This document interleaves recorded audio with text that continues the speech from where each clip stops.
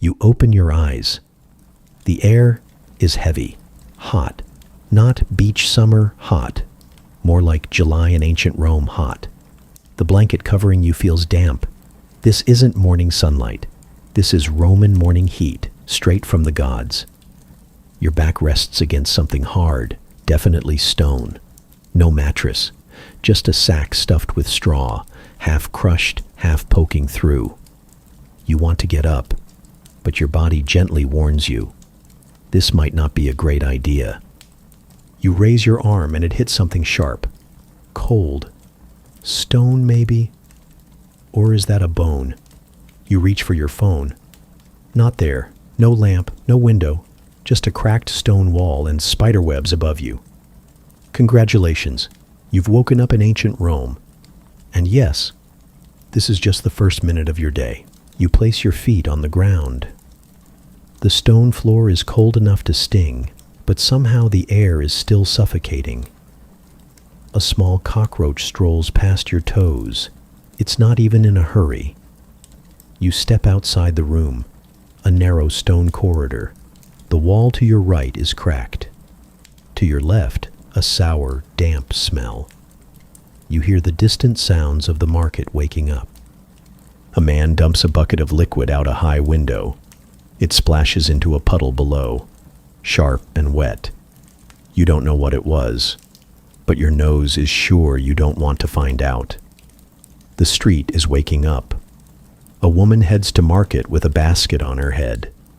Children run barefoot, yelling, holding something you can't identify. A soldier walks by. Best not to look. You're still trying to wake up. Breakfast? You haven't even imagined it yet? Toilet? You have no idea where that is. Fresh air? It's just recycled breath from the people around you. But worst of all, no one said welcome, because nobody here cares that you're here. So yes, you're in Rome. But Rome really couldn't care less. Need the bathroom? Sorry, it's a horror show. Before you even think about breakfast, you need to use the bathroom. Simple need, but nothing is simple anymore. You turn the corner. There's something written on the wall. Latin. You can't read it. But judging by the look on the man standing under it, it's probably not something encouraging. You ask someone where the toilet is. He doesn't understand.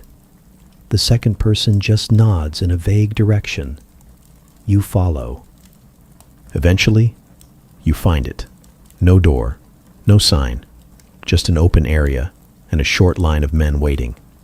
You step in, and what you see is something your modern brain will immediately reject. A long row carved out of stone, evenly spaced, round holes, side by side. Beneath them, a shallow water channel. And through that channel, things are moving, not clean things.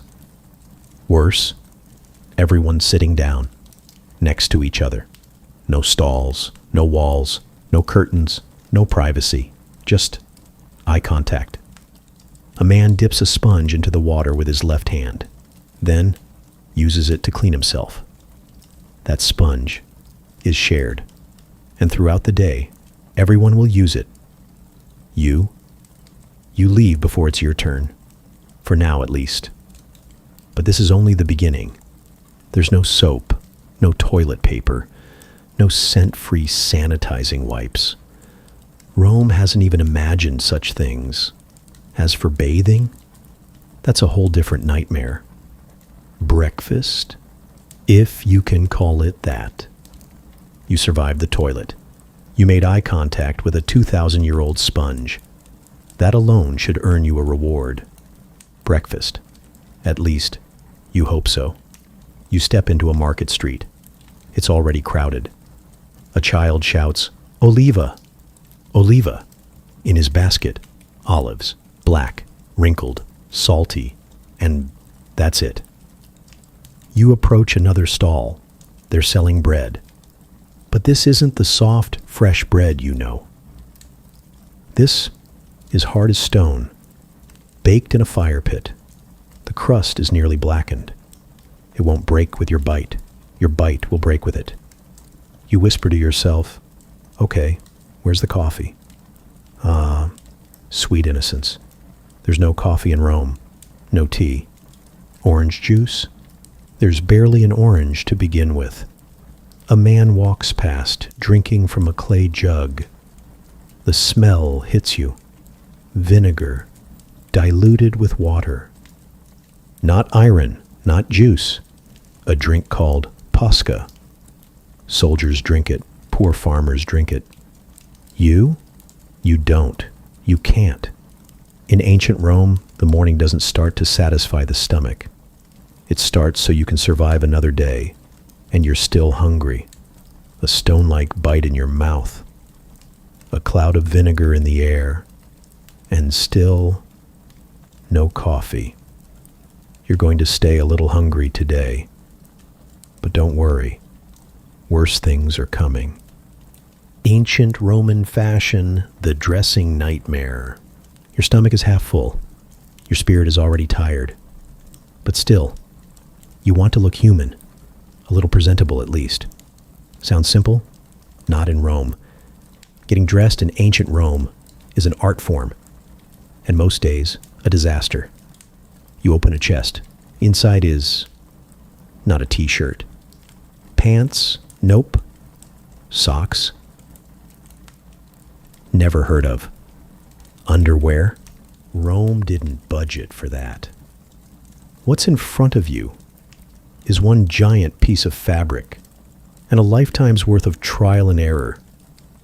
You pick up the toga, toss one end over your left shoulder, wrap it around your waist, bring it behind your back, swing it over again, let it hang somewhere, and then you're supposed to tie it.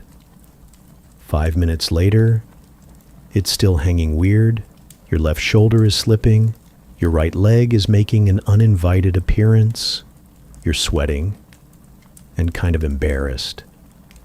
Dressing in ancient Rome feels a lot like being a living curtain, and right now, you're the wrinkled, crooked version. You look for sandals. There they are, but leather, with strings, and shaped for some other foot. And of course, no heel support. Orthopedic shoes? Rome skipped that invention. You step out into the street. You were hoping to feel more composed, but you feel worse. The toga slides off your shoulder. The sandal unties itself. A passerby gives you a long stare, and that stare says one thing: outsider. In Rome, people notice you immediately by how you walk, by how you dress, by how quiet you are. And this city doesn't handle different with patience. Status. Even the way you walk says something in Rome. You've stepped outside. Your toga still slipping. Your sandal still digging into your heel. But you're adjusting, or at least pretending to. The sun climbs higher. The heat is crawling into your bones. But what you feel most are the eyes. People glance at you. Quick, calculated. Because this is ancient Rome. And here, everything begins and ends with your status. You see an old man crouched in a corner. His clothing is even rougher than yours. In his hands, a small wooden bowl. Someone passing by scolds him without stopping. You again, filthy mutt. The man doesn't respond, just lowers his head. You keep walking, but something echoes in your mind. What if I'm just like him? A group of men are working at a construction site. Hammer, stone, rope, under full sun. One of them locks eyes with you. His hands are thick with calluses, but he doesn't smile. Maybe he can't. Maybe he's not allowed to, because he's a slave. And in Rome, slaves don't really get to smile. In Rome, people aren't just people. They're either owners or the owned. And in between, there are some. But most of the time, they end up crushed just the same. You turn a corner and see a bronze plaque. Cautio, Mercatus Servorum. Warning, slave market. You didn't misread it. A slave market. A place where people are bought and sold, and no one looks twice. Because here, being a slave is the same as being furniture. You look at yourself. You haven't spoken. You haven't shown ID. So who are you? If someone here claimed you were a slave, who would stop them? No one knows your name. No one would defend you. So yes, maybe you're free. But here in Rome, freedom is as fragile as a piece of parchment. You see a man carrying another man on his back. Not a friend, a slave, like a crate. The slave says nothing, his face already bruised. Or worse, you look away. But that's Rome. The things you don't look at often say the most about you. If you want to survive here, you'll need to get used to more than hunger and thirst. You'll need to get used to looking away. Looking for work? Only the strong survive. Let's say you had breakfast.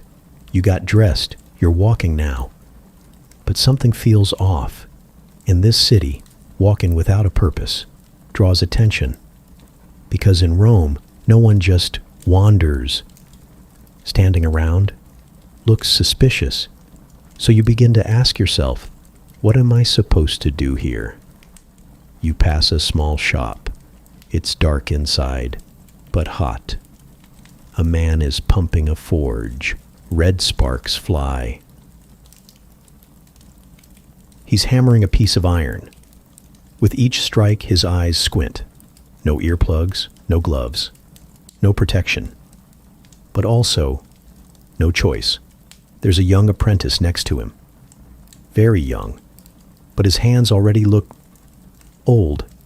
In Rome, it's not about how easy your job is. It's about how long you can endure it. The longer you last, the more valuable you are. Fatigue? That's considered weakness. You keep moving. You find a potter. A woman. She's working the foot-powered wheel. Her hands are cracked from clay and water. There's a baby on her back. Behind her, a small boy, maybe hers. A jar slips. It shatters. She doesn't hesitate. Do it again and you'll get a slap. At the end of the street, soldiers, organized, proud, marching in rhythm. You wonder, maybe I should become a soldier. Security, respect, power. But then, a shout. One of them falls. His foot is bleeding. The commander leans over and simply says, "Stand up, walk or die." In Rome, being a soldier isn't a job. It's a sacrifice. But who benefits from that sacrifice? That's unclear. Once you're in, there's no leaving. Until what? Until retirement. Or until death. You pass a bakery, a small stone building. Heat blasts from the doorway. Inside, a nearly naked man covered in flour, sweat, and smoke. His face is pale white, but his eyes are darkened, like something inside is fading. You look in, just for a second. Then instinct makes you pull back. It's hard to breathe. Here, work doesn't mean living. Here, working means slowly burning through your own body. You don't know what job they'll assign you, but one thing's clear. Surviving Rome takes more than just a job. Cleanliness? Welcome to the Roman baths. At some point, you just give up. You're covered in dust. Sweat sticks to your skin. The soles of your feet are pitch black. Your hair is matted. And the smell under your nose. You're not even sure if it's coming from you anymore. You think, I need a shower. But a shower doesn't exist. A private bathroom at home. Also number in Rome. If you want to clean yourself, you go somewhere. The baths. You step inside, and it's like another world. Steam fills the room. Bodies, voices, nudity, and other things. One man walks by with a towel, not wrapped around him, just draped over his shoulder. Another lies on a stone slab, being scrubbed. An older man walks past and looks you up and down. It feels like he's evaluating you. First shock, nudity. Everyone's naked. No one cares, except you. In one corner, there's a small hole in the wall. Someone hands you a sponge. You look at it. It's wet. You smell it. Not good. Someone points and says, "Clean there, use it, put it back." You think, this sponge, how many people has it served today? But there's no time, no space, no negotiation. Use it and move on. In Rome, hygiene isn't about being clean. It's about routine. No soap, no shampoo, just heat and other people's leftover moisture.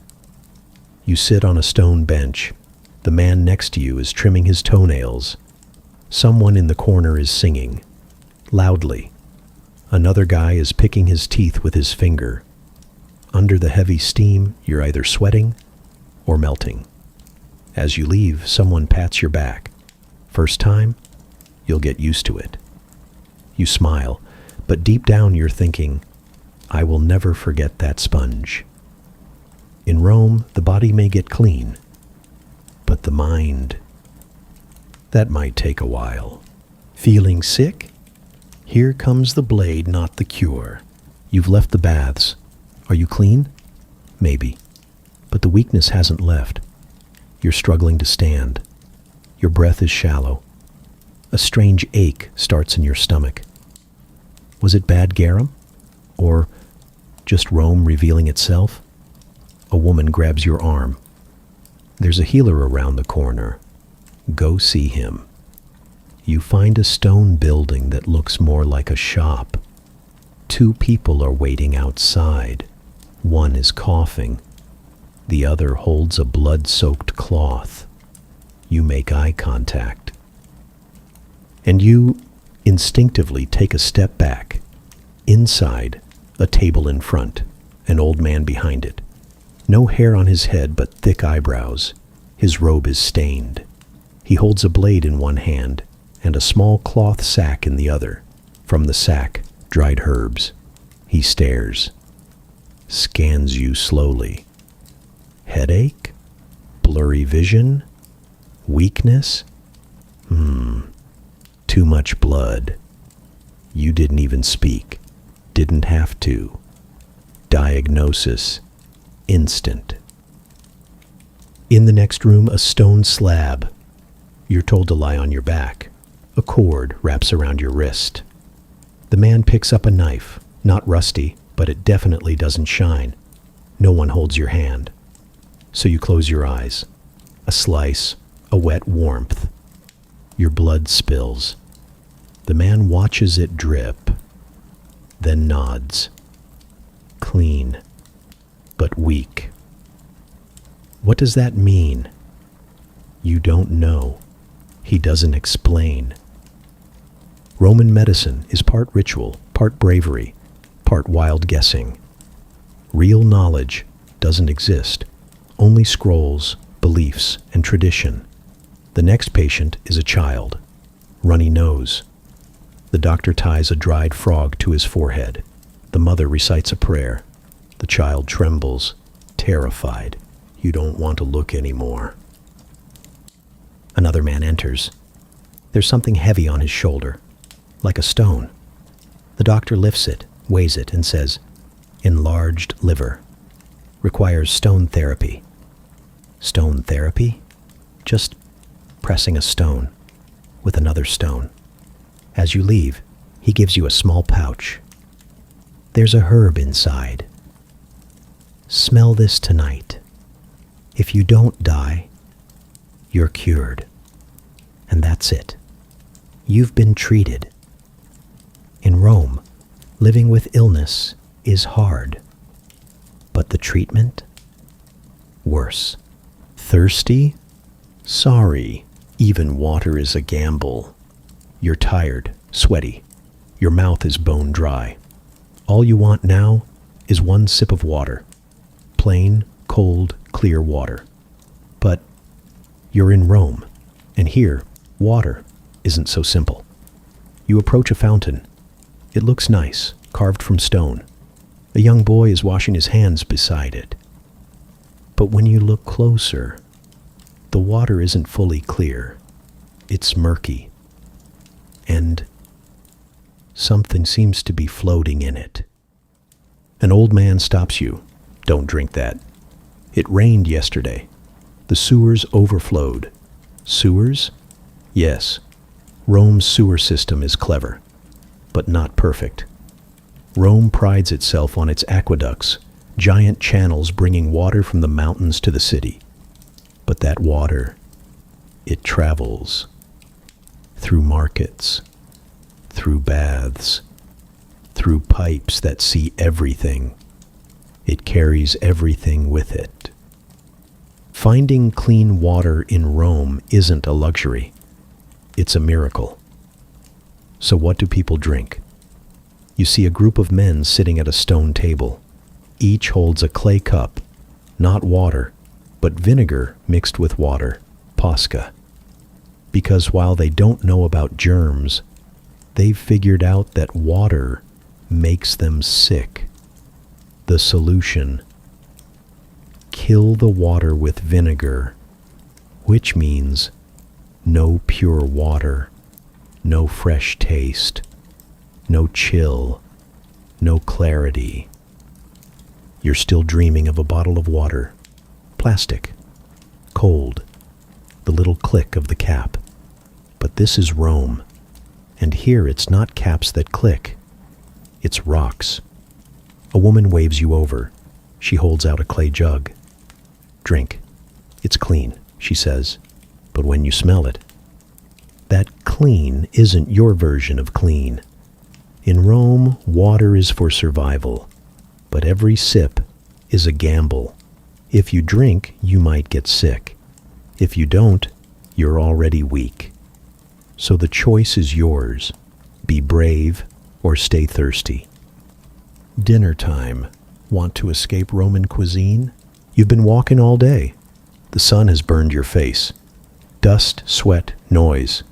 And finally, it's evening. There are no street lamps. The sky slowly turns gray. But your stomach sends a much clearer signal. Food. Now. You spot a cart with smoke rising from it. Your instincts kick in. Food. Cooking. Something real. But as you get closer, the smell doesn't invite you in. It makes you want to walk away. A man is cooking fish in a large clay pot, but this isn't any fish you know. There's a white layer over it. The sauce beside it, thick, brown, and sour smelling. Garum, a fermented fish gut sauce, Rome's famous or infamous delicacy. In Rome, garum goes on everything. Bread, meat, vegetables, maybe even cereal, if cereal existed. Another stall offers a giant plate of greens.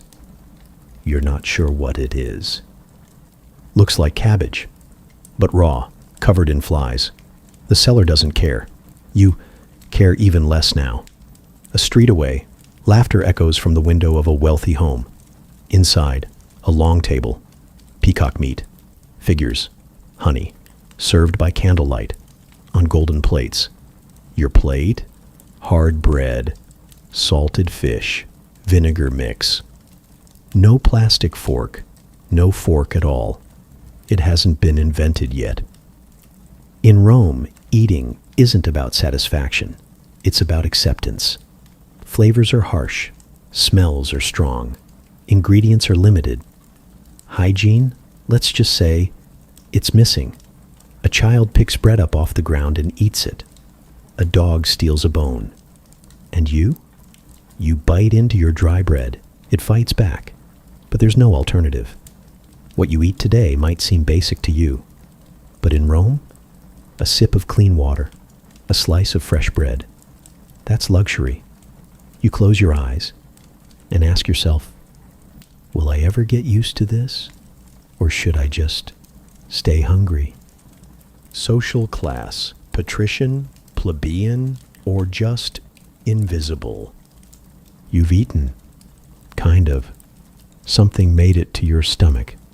But now another kind of hunger is rising. To be seen, to belong. Across the street there's a grand building. Columns, marble steps, bronze doors. People exit with deep, commanding voices. Their togas are white, trimmed with purple. These are patricians, Rome's noble class, landowners, senators, recognized names. One of them has 4 slaves. One holds a shade. One stares at the ground. The other 2 stay silent. You don't even look like one of those slaves, because at least they belong to someone. You don't. You don't even have a label in this system. Across the way, a group of plebeians argue at a fountain. One man blocks another. Today we wait in line. No rich man cuts ahead. But 3 minutes later, a patrician arrives, and everyone steps aside. Because in Rome, lines, like power, depend on who you are. You see a man crouched by the wall, a worn cloth on his knee, a wooden spoon in hand, above him the words scratched into stone, Libertus, a freedman. Is he free? Yes, but still second class. His freedom is just a lighter version of chains. You look around. The patricians don't see you. The plebeians don't notice you. Even the slaves see you as a threat to their position. A child looks at you and asks his mother, "Who's that?" She turns her head. Ignore it. In Rome, your class begins at birth, and most of the time it ends there too. Rising up is nearly impossible. Questioning it, even more dangerous. And you don't even know where you fit in this system. But one thing is clear. You don't exist. Rome sees everything. But some people, it never sees. Omens, birds, and superstition. The gods decide for you. Today, you noticed something strange in Rome. Some people never decide anything directly. A new job, a new house, marriage, starting a war. The answer to all of them comes from the sky. A group of men are standing in a circle. In the center, a box. From inside, birds are released. Everyone looks up. The birds circle. One turns left, one turns right. Then someone yells, "The god said yes!" And just like that, everyone leaves. That's it. You walk closer. "What just happened?" you ask. A man grins and says, "A new market's being opened. The birds approved." You smile, but he's not joking, because in Rome, decisions come from above. You step into a temple. It's dark, heavy with incense. In the middle, a table. On it, an animal liver. A woman stands with her hands raised, her face a mix of fear and hope. The priest examines the liver, touches it, then nods. Unlucky. The woman drops to her knees and sobs. She had asked about her wedding date. The liver said no. You still rely on Google Calendar, but here they have a prophecy calendar. The direction of bird flight, the white of someone's eyes.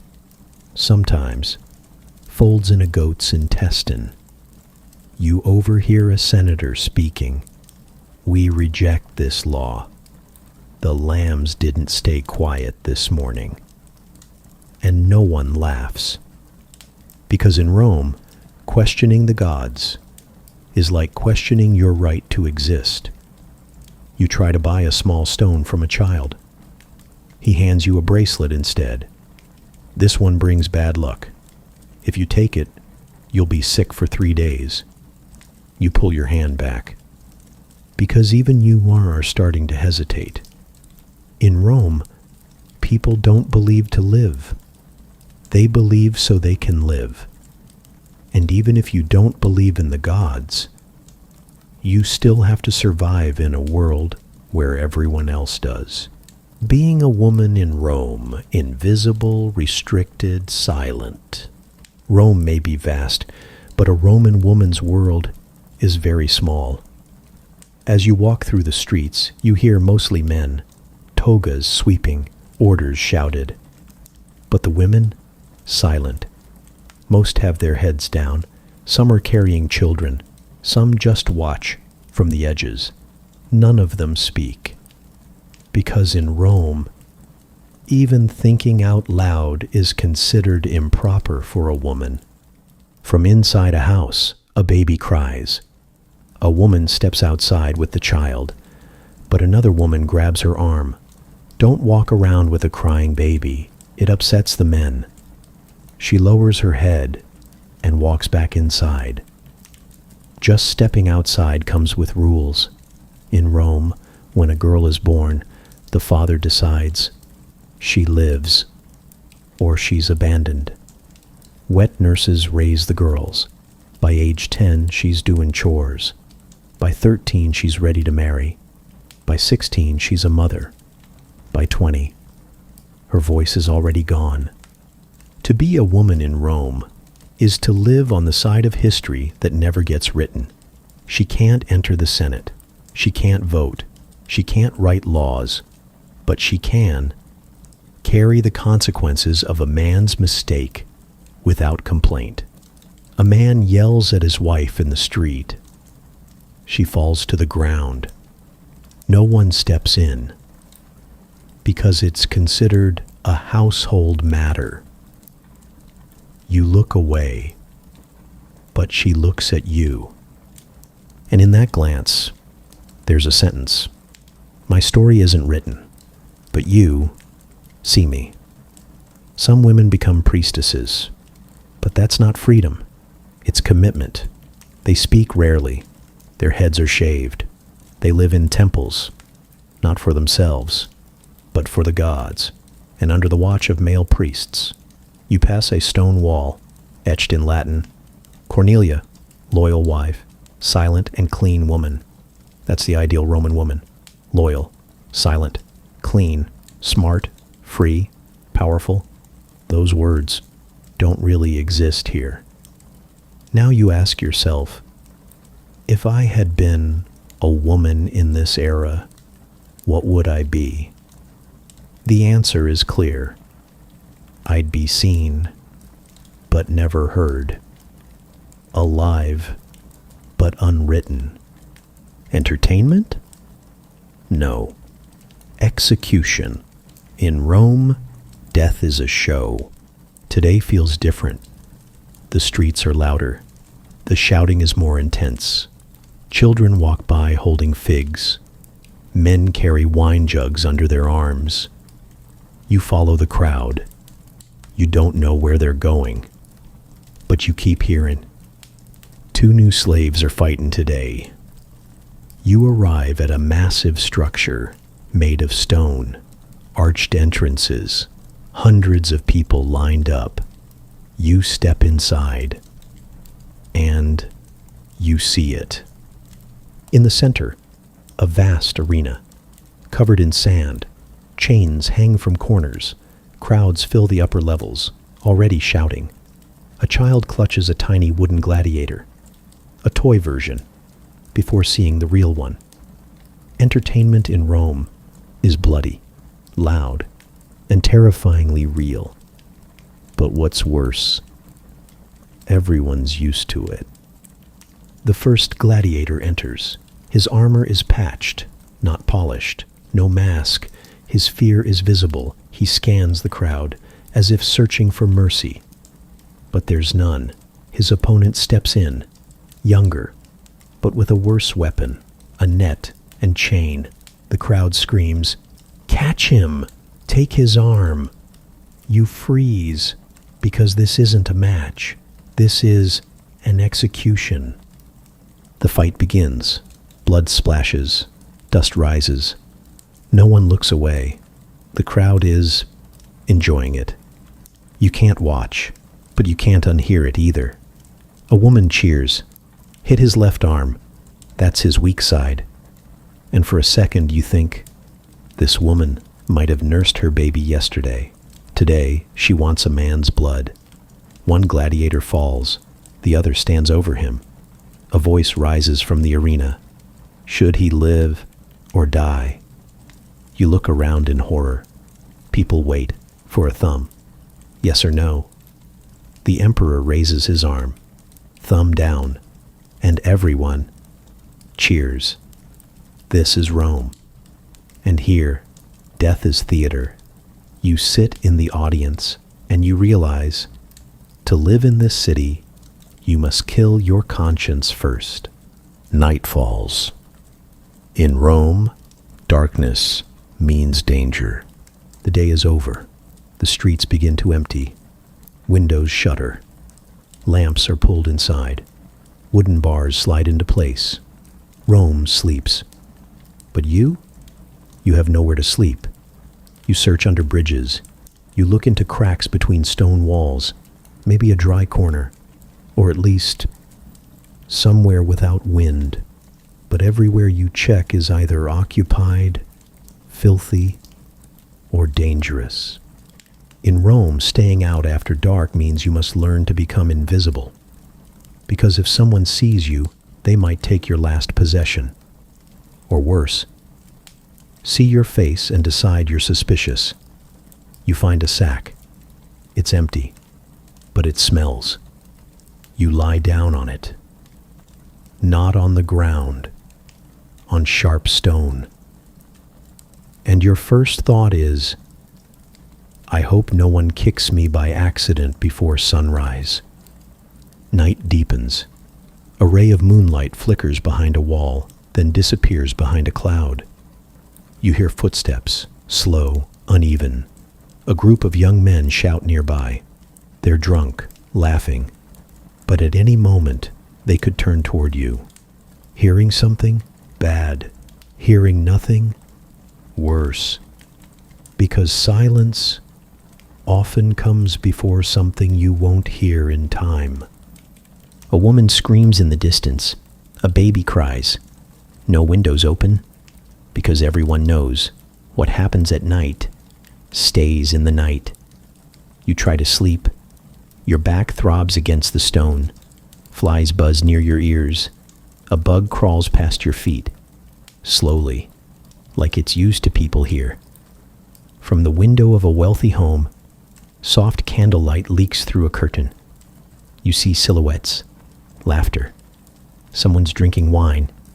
In silk, you cover your mouth, slow your breath, because the last thing you want right now is attention. In Rome, nighttime isn't for rest. It's for surviving unnoticed until morning. And you, on a stone floor, eyes half open, begin to drift off with one thought. If morning comes, will I still be here? Trying to sleep, but Rome won't let you. Did you survive the night? You're not sure yet, but you try to sleep. Or at least, you think you do. Your back is pressed against a stone wall. You didn't take your shoes off, because if something happens, you might need to run. You place your hand under your head. There's no pillow, no blanket. Softness? Just a memory your body can't recreate. You close your eyes, but then open them again. Because in the dark, sounds grow louder. A whisper nearby stretches out. Footsteps in the distance suddenly feel too close. A rock shifting, an animal scratching. Was that a bone snapping? You're not thinking about sleep anymore. You're just waiting for morning. But your eyes start to close. Your mind loses grip. And in the darkness, fragments from the day rush back in, tying the toga, the blood on the sand, the sponge, the woman's eyes. See me. The child's voice. Who is that? They pile on. Your mind is noisy. But outside, everything is quiet. For a second, you drift off, then jerk awake. Something, a bug leg, maybe, touches your arm. You flinch. Your breath quickens. But you force yourself to stay silent. Because in Rome, drawing attention at night can mean death. You lie back down. No roof, no door, nothing between you and the dark. Your eyes close again. But this time, you realize something. I'm not sleeping. I'm just too tired to keep fighting it. In the distance, a candle goes out. A scream isn't heard again. The street is completely silent now. And you are still awake. In Rome, sleep isn't comfort. It's a privilege. And you don't have it. Tonight, you didn't just keep your body awake. You kept your mind from resting too. One day in Rome, still think you'd want to stay? When you opened your eyes this morning, Rome didn't greet you with warmth, just a stone floor, sweat, dust, and silence. Now the night is over, but you still haven't slept. One day, just one day in Rome. And what did you experience? You couldn't drink clean water. Going to the toilet was terrifying. Food, hard bread and vinegar. Sleep, a luxury. And worst of all, you were invisible. The city didn't know you, didn't give you a name, didn't protect you, didn't offer you peace. Rome might be grand, but its true mastery was making people feel small. You close your eyes, and you hear a voice in your head. So what? It was just one day. But in that one day, you felt the exhaustion of a lifetime. You returned to the modern world. Your phone, a soft pillow, clean drinking water, soap, toilet paper, a hot shower. Maybe all ordinary, but now they feel sacred. Was your Wi-Fi slow? Did your package arrive late? Was your coffee cold this morning? Doesn't matter anymore, because now you know. Even your worst day is more comfortable than a good day in ancient Rome. And one final thought. Rome was a magnificent place, but you wouldn't want to live there. So now, the day is over. The city of Rome sleeps. The streets are quiet. The fire's dim. You've survived. Barely. From the moment you opened your eyes this morning, the heat, the stone, the silence, Rome never made it easy. You tried to find water. You tried to eat. You even tried to dress the way they do. But everything felt just out of reach. You saw workers, soldiers, slaves, people with purpose, and people with nothing. And you realized, in Rome, your place in the world isn't chosen. It's assigned. You bathed with strangers. You bled under the hands of a healer. You begged for sleep on cold stone. And no one ever said your name. You watched death become entertainment. You saw people cheer, not for goals or glory, but for someone else's pain. You saw a woman silenced, a child ignored, a man sold like furniture. And the gods? Even they seemed far away. But you made it through, not because Rome welcomed you, but because you observed, you listened, you felt. And in doing so, you understood something deeper. That even the most powerful empire in history was built on the backs of the forgotten. That to truly survive in ancient Rome, you had to lose more than comfort. You had to lose pieces of yourself. But tonight, you return to warmth, to safety, to softness, a pillow, a blanket, a glass of water that doesn't smell like vinegar. Tonight, you sleep, not on stone, but on the comfort of knowing. You don't have to fight for silence. You don't have to earn safety. You don't have to hide. You've lived one Roman day, and now you're home. Close your eyes. Let go of the dust. Let the fire fade. And when sleep finds you, may it bring dreams of a gentler time, a kinder place, a better world. Good night. From ancient Rome. We've reached the end of the video. If you enjoyed this journey, hit the button. Don't forget to subscribe and click to turn on notifications. See you on our next historical adventure.